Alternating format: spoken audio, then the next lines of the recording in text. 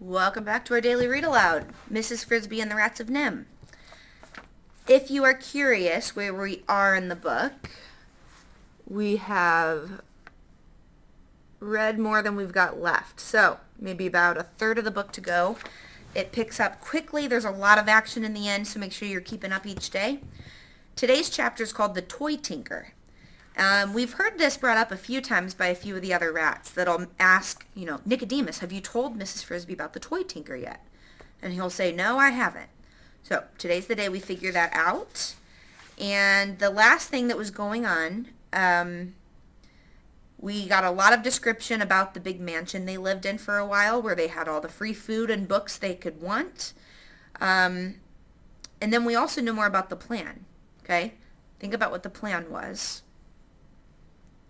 So it has to do with, they don't want to be thieving rats. They don't want to steal anymore. They want to grow their own food. Okay, they're smart enough to do so, and they have decided we are not going to steal for the rest of our lives. So the plan is that they will grow their own food. They've built plows that can be pulled by rats.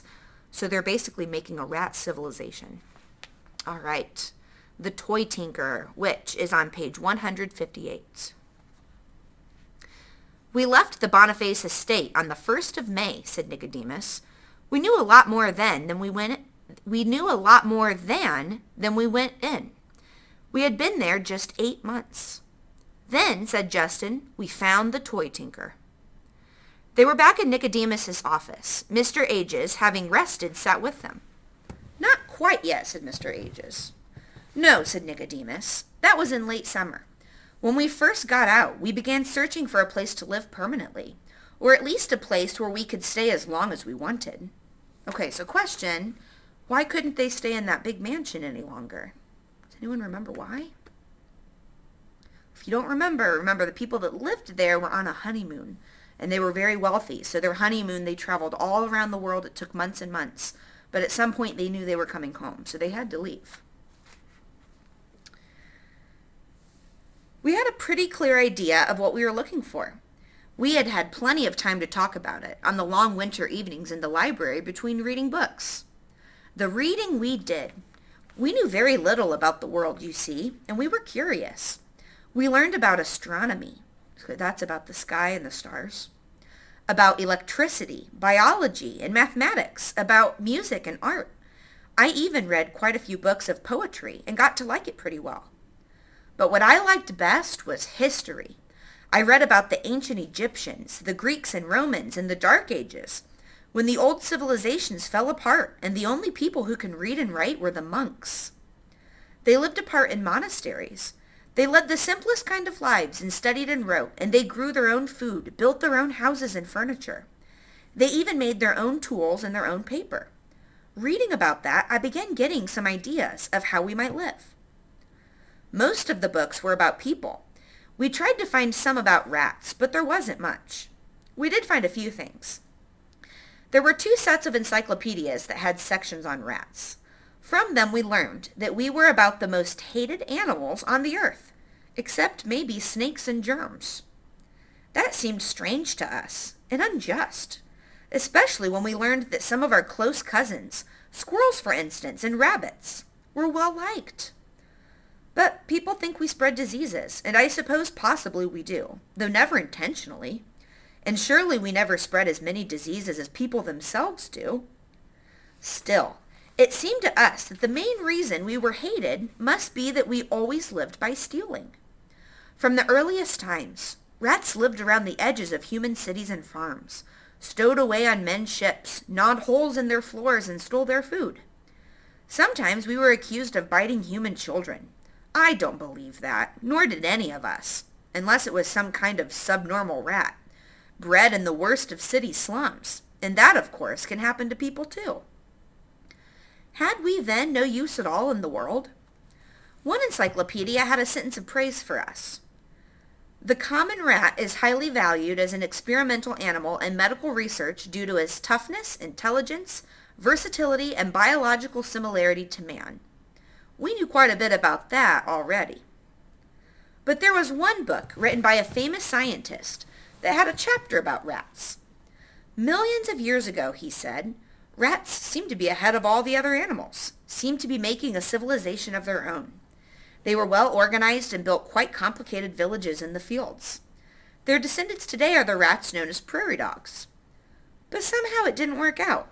The scientists thought maybe it was because the rats' lives were too easy, while the other animals, especially the monkeys, were living in the woods and getting tougher and smarter.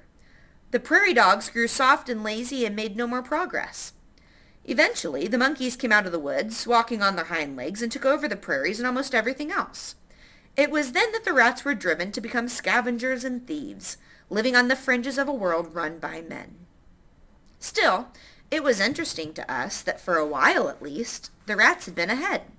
We wondered, if they had stayed ahead, if they had gone on and developed a real civilization, what would it have been like? Would rats too have shed their tails and learned to walk erect? Would they have made tools? Probably, though we thought not so soon and not so many. A rat has a natural set of tools that monkeys lack. Sharp, pointed teeth that never stop growing. Consider what the beavers can build with no tools but their rodent teeth. Okay, so if you didn't think about this, monkeys are similar to people in that we have opposable thumbs. So most animals don't have a separate, they have thumbs, but they don't work like ours. They can't grab things with it, okay? So if you didn't have a thumb and all you had were these fingers, you would have a very different existence, right? So monkeys can grip things and use tools. So that's why they're similar to us.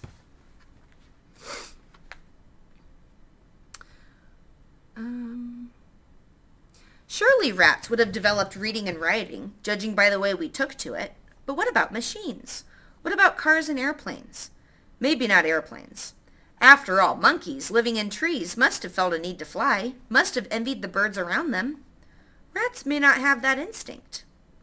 In the same way, a rat civilization would probably never have built skyscrapers, since rats prefer to live underground.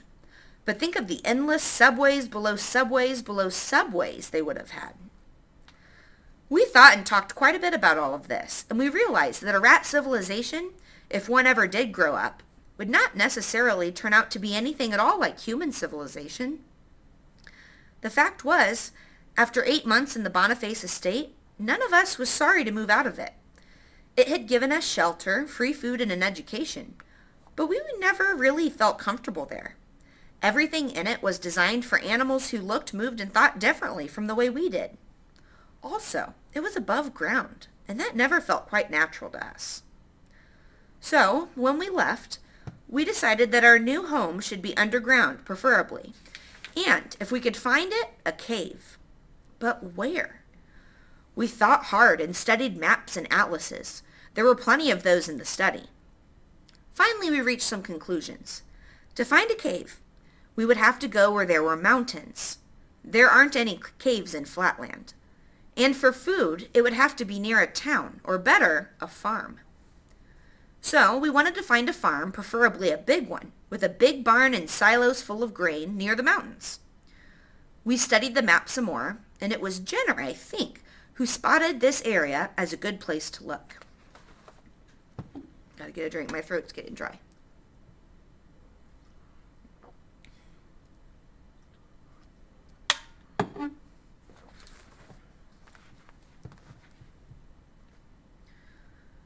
On the map, a big part of it was covered with the contour lines that showed mountains, and across these were written the words, Thorn Mountains National Forest. Beneath that, in smaller letters, it said, Protected Wilderness Preserve. Bordering this, where the mountains turned to foothills, the map showed rolling country with quite a few roads, but hardly any towns, which we thought ought to mean farmland.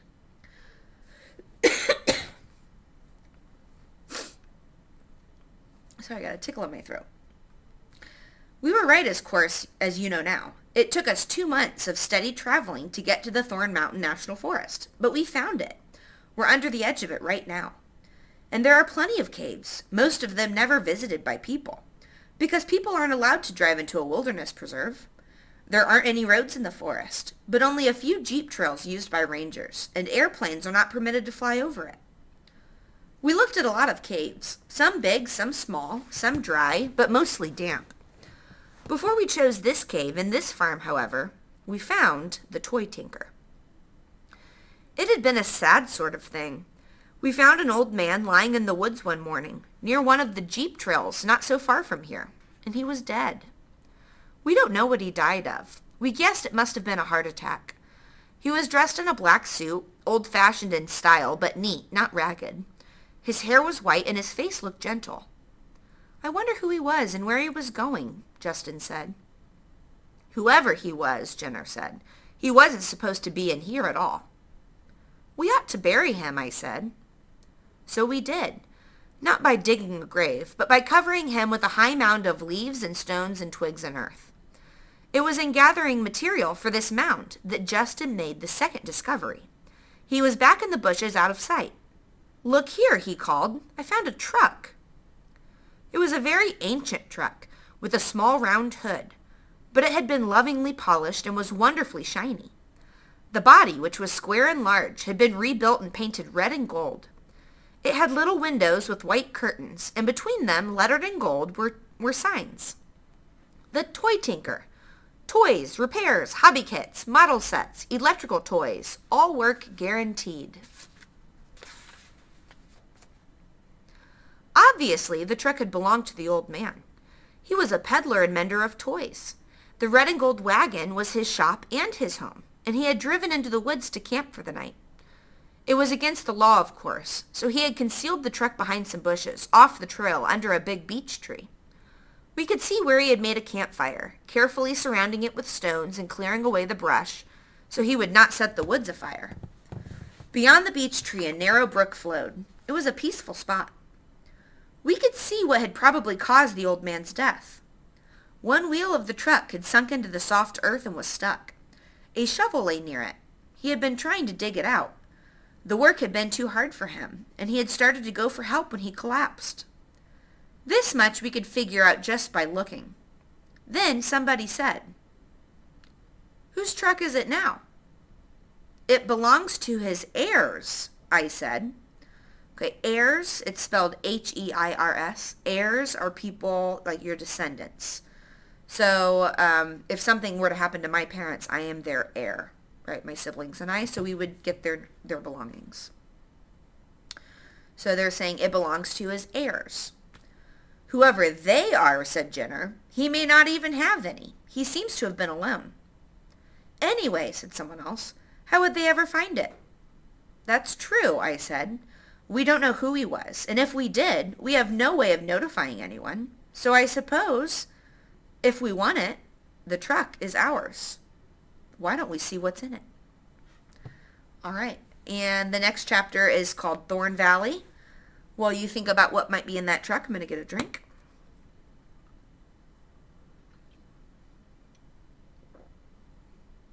I think I'm not used to talking so much. My throat's getting dry.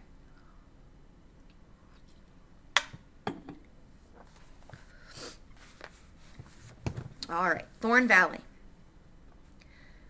"It might almost be easier to tell what wasn't in it," Nicodemus continued. "That truck was as roomy as a small bus, and the old man hadn't wasted a square foot of it. Not that it was cluttered. On the contrary, everything was neatly in place on its shelf or hook or in its cabinet. It took us a while to understand what a treasure we had found. The truck contained, as you might expect, a big stock of toys. It also contained the old man's simple living quarters, a cot, a lamp, a work table, a folding chair, a bucket for carrying water, a plate, pots, pans, and so on.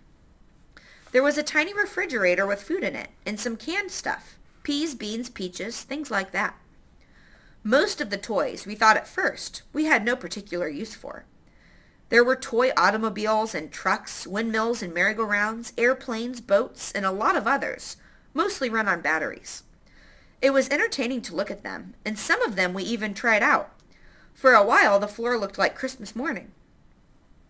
We tired of that and explored further into the truck. Up near the front we found several large cardboard boxes, and when we opened them we found that they were full of electric motors of assorted sizes, replacement engines for broken or worn-out toys. There were dozens of them, ranging from very small, no bigger than a spool of thread, up to some so heavy we could hardly move them. Then next to these we found the real treasure, the old man's tools. They were neatly arranged in shining rows inside a steel cabinet as big as a trunk. There were screwdrivers, saws, hammers, clamps, vices, wrenches, pliers. There were welding tools, soldering irons, and electric drills. And the beauty of it was, since they were designed for working on toys, they were nearly all miniature, easily small enough for us to handle. Yet they were themselves not toys. They were made of the finest tampered steel, like the tools of a watchmaker or a dentist. It was Arthur who said it first. Do you realize what we've got here? We could open our own machine shop. With these tools and all these motors, we could make anything we wanted. We could, said Jenner, except you've forgotten one thing. What's that? All right, think a minute. We just learned about a lot of this. What do you need for a motor to run? Think it through. A motor needs electricity. Now, how do we generate electricity?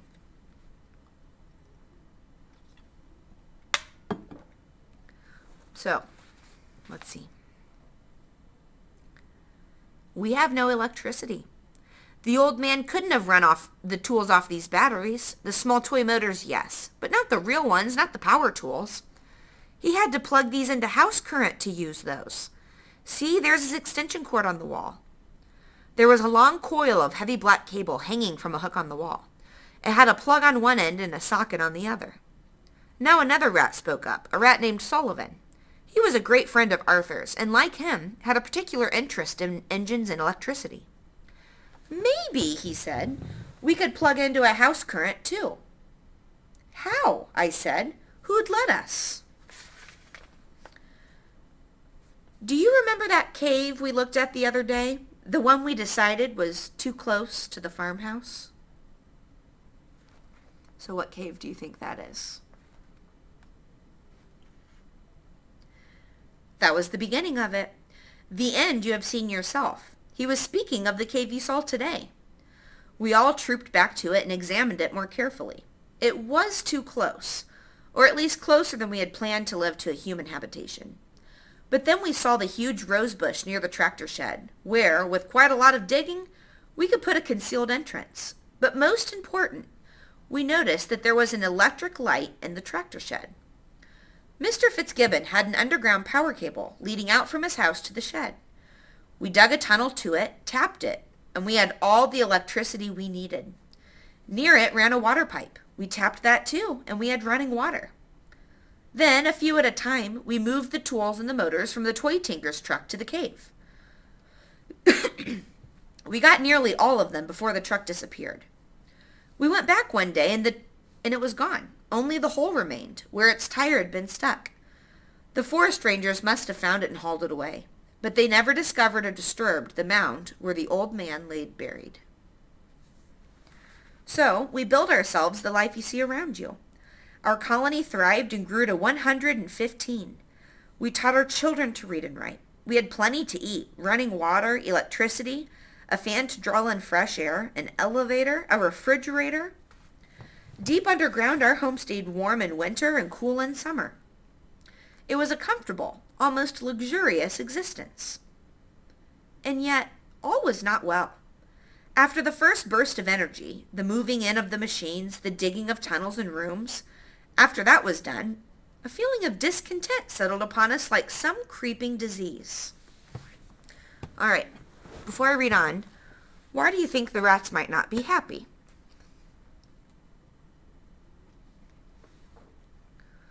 They've escaped NIMH. They have everything they thought they've always wanted. Why do you think they aren't happy?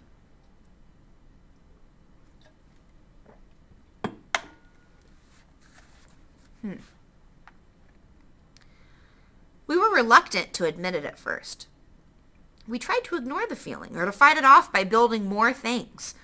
Bigger rooms, fancier furniture, carpeted hallways, things we did not really need. I was reminded of a story I had read at the Boniface estate when I was looking for things written about rats. It was about a woman in a small town who bought a vacuum cleaner. Her name was Mrs. Jones, and up until then, she, like all of her neighbors, had kept her house spotlessly clean by using a broom and a mop. But the vacuum cleaner did it faster and better. And soon Mrs. Jones was the envy of all the other housewives in town, so they bought vacuum cleaners too.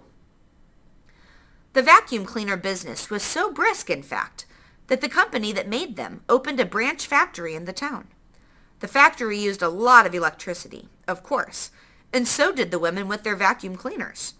So the local electric power company had to put up a big new plant to keep them all running. Whoop, hold on.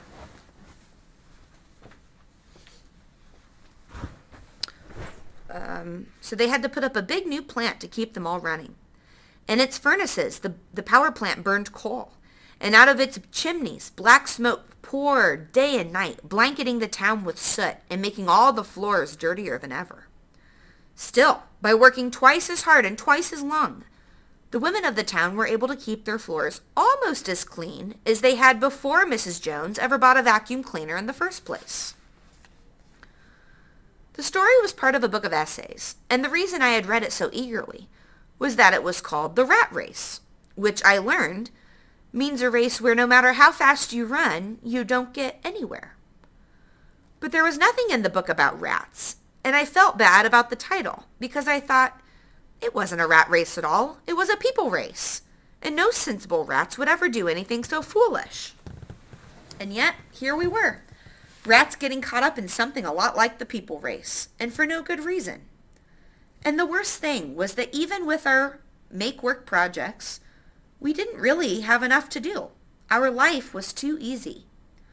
I thought of what the scientists had written about our prairie dog ancestors, and I was worried. So were many of the others. We called a meeting. Indeed, a whole series of meetings, extending over more than a year. We talked and argued and considered, and we remembered our evenings in the library at the Boniface estate, when we had wondered what a rat civilization would be like.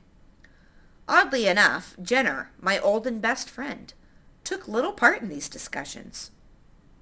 He remained rather glumly silent and seemed disinterested, but most of the others felt as I did, and slowly some things became clear. We saw our problems, and we figured out, as well as we could, what to do about them. First, we realized that finding the toy tinker's truck, which had seemed like such an enormous stroke of luck, had in fact led us into the very trap we should have avoided. As a result, we were now stealing more than ever before. Not only food, but electricity and water. Even the air we breathed was drawn in by a stolen fan, run by stolen current electricity. Do you think they're unhappy that they're stealing so much? I think they are. It was this, of course, that made our life so easy that it seemed pointless. We did not have enough work to do because a thief's life is always based on somebody else's work. Second, there was always the fear in the back of our minds that we might get caught, or perhaps not caught. We took precautions against that. So much as found out. Mr. Fitzgibbon was surely aware that some of his crops were being removed, and as our group grew larger, we would have to take more and more. Already he had begun lining some of his grain bins with sheet metal. That didn't bother us particularly, because we knew how to get the doors open. But suppose he should take to locking them. We could cut through the locks, of course, or even through the sheet metal walls, with the tools we have for that. But it would be a dead giveaway. What would Mr. Fitzgibbon think about rats who could cut through metal? All these things we worried about and talked about and puzzled over. But we could not find any easy answer, because there was none. There was, however, a hard answer. I began taking long walks into the forest. I had an idea in the back of my head. Sometimes I went alone, sometimes with help with some of the others. On one particular day I went with Jenner. I had not yet told him about my idea, nor did I on the morning we set out, but merely proposed a direction. We took along enough food for lunch. I remember that it was autumn, a bright, cool day. The leaves made a rustling sound when the wind blew, and some were turning yellow. In my walks, I had been exploring the jeep trails, trying to find out where they went and where they didn't go, trying to find the wildest parts of the forest, places where not even the rangers ever went. A few times I tried asking for information. I asked 2 squirrels, for instance, if they knew what lay on the other side of a mountain that rose before me. But they were silly, fearful creatures, and after looking at me in surprise, they both scurried up an oak tree and scolded senselessly in loud voices, shaking their tails until I left. I asked some chipmunks, and they were more polite. They couldn't answer my question, never having been further than 100 yards from where they were born, but advised me to ask the birds, more specifically, one bird, a very old owl who was famous throughout the forest. They even told me how to find the enormous tree in which he lived. All right, you should be able to make a connection back to something previously.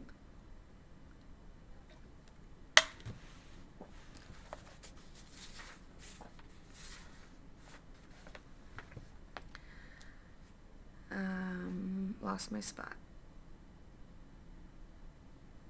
All right. Well, I'm going to stop there. Okay, but the owl, that is the owl that we've met before from Jeremy and Mrs. Frisby.